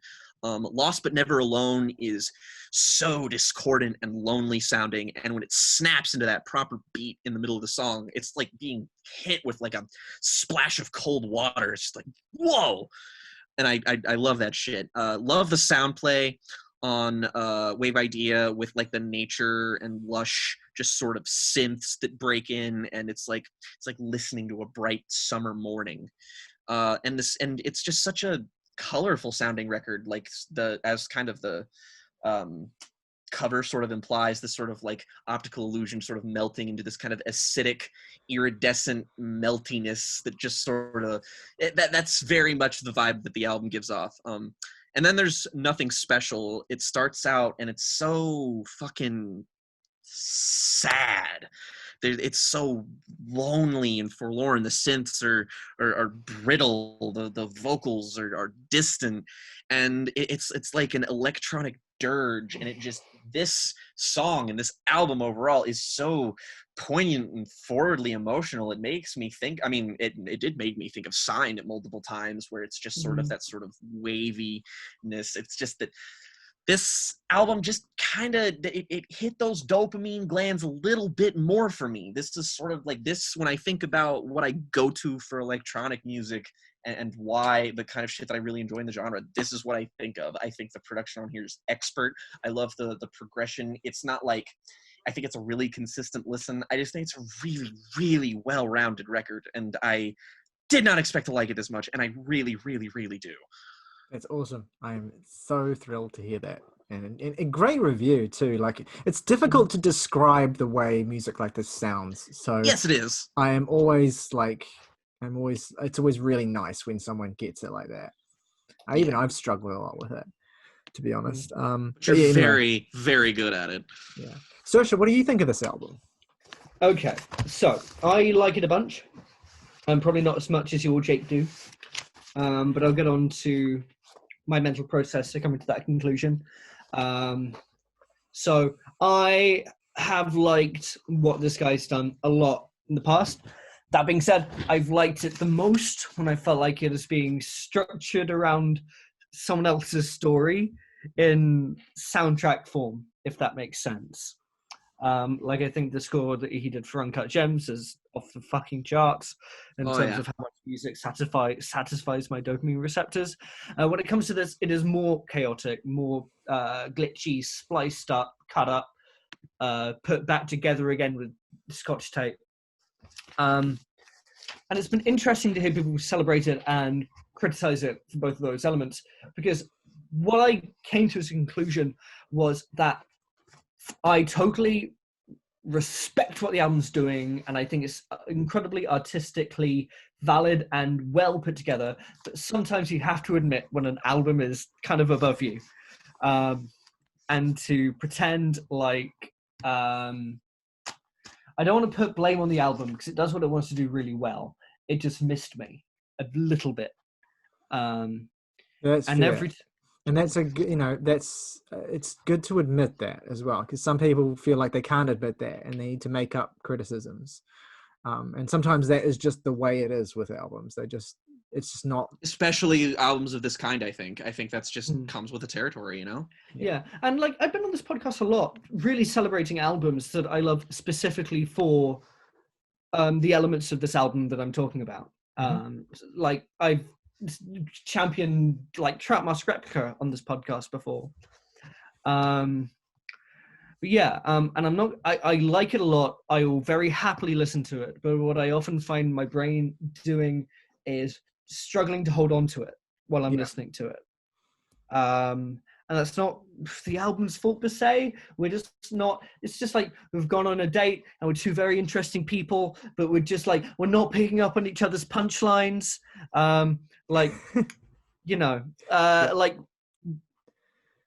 on another day, it will be the best date you've ever had. But like, I'm out here referencing like I'm out here making jokes about Kill 'Em All and they're making jokes about Ortega, and it's just not it's not even like that. It's like they're out here making jokes about Ortega and I'm here making political satire. Like, it's not happening. I definitely appreciate the analogy there.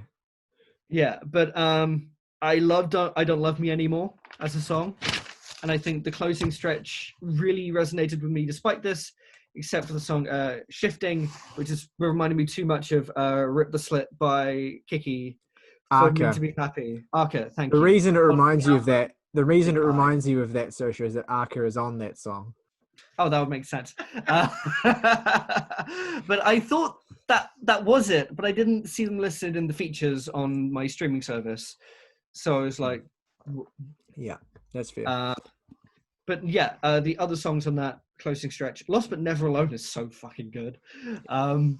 So beautiful. And the solo at the end is insane. So glad it's getting a shout out because that song is so fucking good. The solo is insane at the end. And it's not just that it's technically proficient, but it's so tonally resonant and texturally beautiful. And what they do with the mixing is nothing short of genius. I also love Wave Idea and the closing track, Nothing Special, which I think is just a really beautiful closer. But that's really what I took away from the album. I'm really glad people are championing it because I think the talent that's gone into it and the imagination is worth championing. Cool. Well, I appreciate your honesty and I appreciate you giving time to it as well, because it's a demanding record. And I will say my arc with this record has been interesting because the first time I heard it, I was kind of quite similar to what August actually expressed about this record, of thinking that it kind of doesn't come together in the way that his best works do. And I still don't think that it's like one of his best albums. It's a very good album that I enjoy quite a bit. It's no Replica, it's no R+7, it's no Garden of Delete, but it is very good. And I'll try and get into why I love it so much. I already kind of touched on it a little bit. Like, the concept I think is really awesome. So this is a quasi self-titled record. It harkens back to Daniel's early days, recording under the name Magic Oneohtrix Point Never, as August has already explained. And the album has the same kind of hauntological spirit and style as his most significant and recognizable works, particularly Replica, I think. But it's infused with a more shattered and decomposed pop and genre experimentation. The effect of Magic OPN is akin to listening to a distorted radio transmission that has traveled light years from the past, from Earth, to reach you at the edge of the solar system. Allo Allo, Auto and Allo, but I keep calling it Allo Allo like the British sitcom. Yeah. Auto and Allo is a gorgeous, rich echo of a pop song. It's fragmented, but it's blissfully shiny and sparkling. It has these MIDI harp tones towards the end, and they kind of are a feature of some of his more recent records as well. So tie them to the recent era. The album represents a kind of culmination of all of Daniel's interests up to this point. You can hear a little bit of every album he's made in this record, which I think is awesome. You can hear echoes of Replica, for example, and the stuttered repetition of Imago. And the whole project, I think, represents a more holistic and focused and driving and more melodic realization of the bubbly pop of his previous studio record, Age Of, which is a bit underwhelming. Here, Daniel is clearly working with his biggest budget yet, courtesy of executive producer The Weeknd. And as a result, tracks like Long Road Home, which features guest vocals from the great Caroline Polachek, feel rich and bursting with detail and larger than life. I just adore this song, frankly. I think it's one of his best songs ever. Listening on Quality Flax, Magic OPN's tapestry of sound creates a sensation something like diving into a colored ball pit, where each color is a different musical element, timbre, or instrumental approximation. I Don't Love Me Anymore incorporates the fuzz and darkness of Garden of Delete, but it's fed into a lo-fi pop machine to churn out something that resembles late-era Deer Hunter on LSD. It's honestly one of his best songs in years. Bow Echo, I think, is a super underrated sort of shorter track. It resembles something you might find on Tim Hecker's last record, a kind of beautiful and broken piece that I think is really awesome, frankly.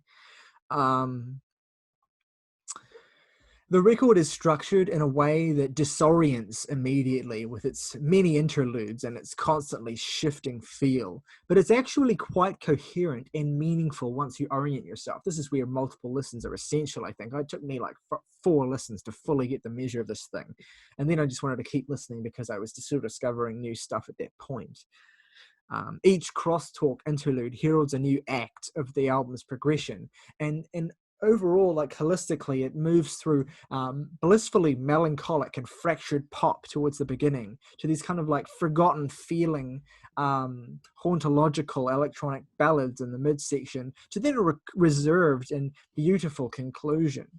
I love the flurry of sounds in the first half of the Weather Channel and the way they kind of just rise together ecstatically and then kind of fall away. And then the gently plinking melody grounds one of the strangest pieces on the record, before it suddenly switches up for what I can only describe as anthemic mumble rap backed by enormous 80s drums. It's a surreal combination of sounds, frankly, and it perfectly, I think, illustrates Lopatin's approach, creating a festival of noise that simulates overlapping radio stations. The past and the present are kind of colliding in ugly but beautiful ways. I think that's really what the album is going for, and you kind of unlock it with the Weather Channel, I think. No Nightmares is one of the more conventional and less fucked tracks on the album. It's a lighters in the air ballad featuring The Weeknd that, with a little more polish, I think would not be out of place on his own record, After Hours. The incorporation of dazzling soft piano against a backdrop of tactile plinks and bursts of noise on Tales from the Trash Stratum is the kind of unique combination that only Daniel would be able to pull together into a cohesive whole. And the result is a track which feels like watching the sun rise in a post-apocalyptic landfill world. Imago gradually disintegrates into static-laden repetition against a bedrock of mournful strings, simple and beautiful creatures lashing out against a decaying world. It's quite a moving piece. Lost But Never Alone layers a similar backdrop with twanging guitars, Lopatin's own frayed vocals, and a searing guitar solo that feels straight out of the 70s, except for the fact that it's lathered in effects so as to almost resemble what a stereo might sound like if it could cry. The frenzied, pitch-shifting repetition of shifting provides a startling backdrop for a sultry guest vocal from Arca. The gorgeous wave idea is a very pretty piece that I think ultimately doesn't do much new for the record and does outstay its welcome a little bit, but it fits nicely into the penultimate slot. And then the reserved closer, Nothing Special, is again more of a showcase for Daniel's effects-laden voice. It's a plaintive and haunting ballad that, once again, I think does last a little bit too long, but it provides a solid and well-placed come down. for one of his most ecstatic, busy, and detailed records to date. As a career summary, it's wonderful and it's fun and it's curious, and it definitely demands your time. This is not something I think that you can unpack in a couple of listens, as I've said, and frankly, nor should you try to either. You've got to let this thing wash over you a few times, at least twice, before you even begin to dig into it. And you'll realize that little elements you initially enjoyed are given even richer quality by virtue of their context and all of the things that they brush up against in Daniel's skittish mixes. And the fact that I don't think it's as good as Replica R+7 or Garden of Delete is really not a comparison of quality, as it is a testament to how restlessly creative Daniel has been. And it's just the fact that this record is not as original in sound as those records. Those records don't sound like anything you've heard before, whereas this sounds like Daniel playing the hits in a new way. Like, it doesn't sound like a retreat. Like, it sounds like a fascinating and well put together collision of those sounds. But more than anything, it has me curious for where Daniel's going to go next. If this is such a broad career summary, what is on the horizon for Daniel with his next project? I'm curious to see where it goes. But yeah, in the meantime, I cannot, and I'm sure August will second me in saying that I can't recommend the earlier Oneohtrix Point Never records enough. They're all fascinating, and if you enjoy this record, you will enjoy those as well. But it's a really strong, I think, career summary, as has already been said, and definite bounce back from the so-so quality of Age of, and incorporates some of the elements of his soundtrack work as well in a cool way too. So yeah, great stuff. I'm really enjoying it. I would like to say I do enjoy this more than his previous effort. I do think this is a step in the right direction. I just find its incorporation of that stuff I wasn't so into to be what kind of detracts it for me, I guess. Yeah. Words. Yeah. That's fair enough. Definitely fair enough. No, Okay. but yeah, a lot of go listen to his earlier stuff. It's great. Yes. Like Tyler said. All right, so let's move on to our favorite tracks and ratings then. Jake, you Sure. can go first. Okay. Well, kind of difficult to point out favorite tracks just because it's a bit of a sweet kind of thing going on. But I will say the ones that I enjoyed the most are probably Nothing Special, No Nightmares, and I will shout out I Don't Love Me Anymore. A lot of tracks that I left out there that I still really, really like. Least favorite, God, if I had to pick one right now, I don't really dislike anything on here. I'd say maybe I'll go with Shifting, which I still really like, but it's one of the least immediate parts of the record for me. And I've been kind of debating internally what kind of score to give it between an 8 and a 9, and so I will settle between both of them and go with an 8.5, saying it could become either. Sick. Fair enough. My three favorite tracks, I'd have to go with Nothing Special, which I didn't mention, but I still enjoyed. Imago and The Weather Channel. My least favorite, I'd also have to agree, Shifting, which for the particular reason, I feel that was a moment when the track list really kind of grinded to a halt for just that 2 minutes. But for me, good record. If you like his other stuff, at least give it a shot. For me, it's like a 6 out of 10. Ooh, nice. And I guess the inverse for Jake, if you like this, give his other stuff a shot. Yeah. Yeah, will do. We've emphasized that well enough. So, shut up. Dude. Right. So, favorite tracks. Song. Lost but Never Alone. Gonna say I Don't Love Me Anymore. And Nothing Special. Least favorite track is Shifting. Gonna give the record a 7 out of 10. Beautiful. My three favorite tracks are Long Road Home, I Don't Love Me Anymore, and I'm going to shout out I I already talked about how much I love it, but I feel like it really is the biggest grower on the album in the sense that it went from a track that I thought was fine to a track that I'm just hopelessly in love with, and that's Tales from the Trash Stratum. Yeah, it is good. It's a very good song. And my least favorite track, if I had to pick one, would probably be Wave Idea, and I give this record an 8 out of 10. Nice. So that's 7.4. I'm going to see if I can give you anything for context. We gave Noisy Todd a 7.3. And we gave Rustin Kelly got a Rustin Kelly. 7.3. Yeah. I don't know if we've had any other exactly 7.4s, but there we go. Yeah, good stuff. Okay, very pleased with that. All right. Funny stuff. Next week, we are going to be reviewing Kylie Minogue's Disco and Paul Bearer's Forgotten Days. Yeah. This will be my first experience with Paul Bearer. Is there anything I should look into beforehand? Yes, their first album, Sorrow and Extinction. Listen to that. Sorrow and Extinction. What did you say, Tyler? I said Foundations of Burden, which is my favorite one, I think. Foundations of Burden is also great, but if you want a good, Sorrow and Extinction is their first, and it's also just sort of their most, widely encompassing of influences, record-wise. I would agree with that.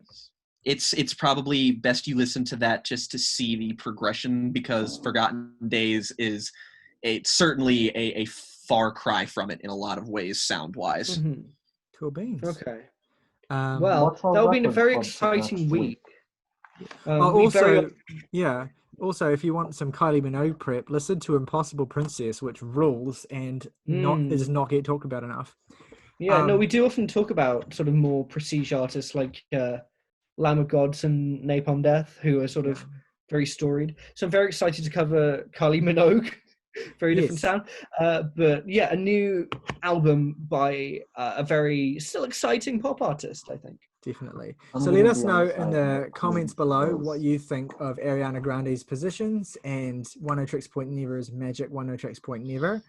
Were we too harsh on Ariana? Please regale us. I love the way it sounds when you say, what did you think of Ariana Grande's Positions? Somebody just be like, I'll tell you what I think about her Positions, all right.